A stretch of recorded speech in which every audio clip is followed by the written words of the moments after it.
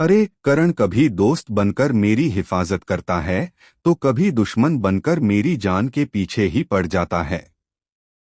कभी उसकी आंखों में मेरे लिए चिंता दिखती है तो कभी वही आंखें इतनी ठंडी हो जाती हैं कि डर लगता है। आखिर वह ऐसा क्यों करता है?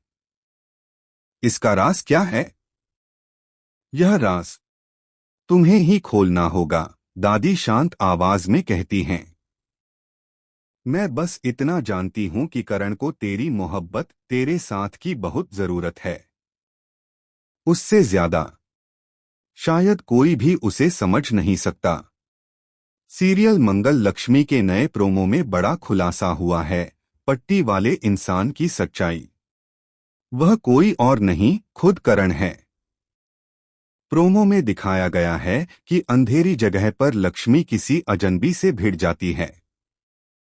उसकी चाल, उसके वार, उसके कदम एक अजनबी जैसे ही लगते हैं, लेकिन जैसे ही पट्टी उतरती है लक्ष्मी सन्न रह जाती है। सामने करण खड़ा है, थका हुआ, घायल, लेकिन आंखों में एक अजीब सा संघर्ष। लक्ष्मी हतप्रभ रह जाती है। करण जी, आप?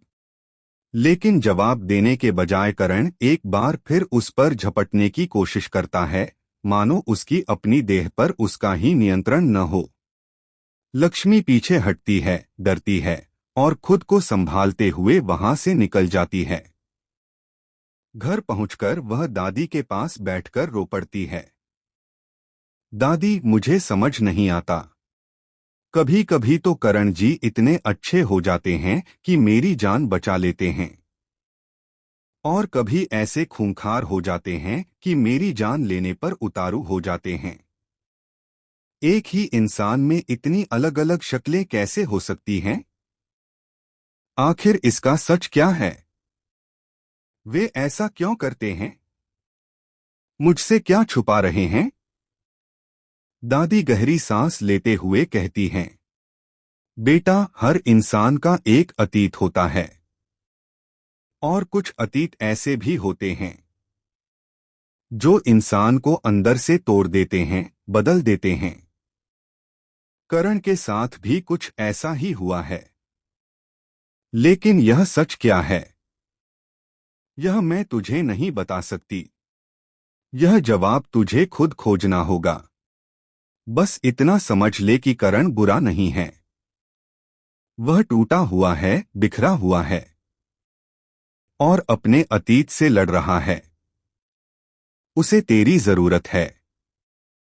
दादी की ये बातें लक्ष्मी के दिल में उतर जाती हैं। लेकिन सवाल वही का वही खड़ा है। करण ऐसा क्यों करता है?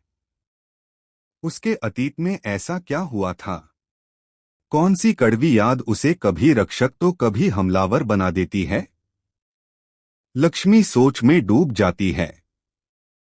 उसे याद आता है कि एक बार करण ने कहा,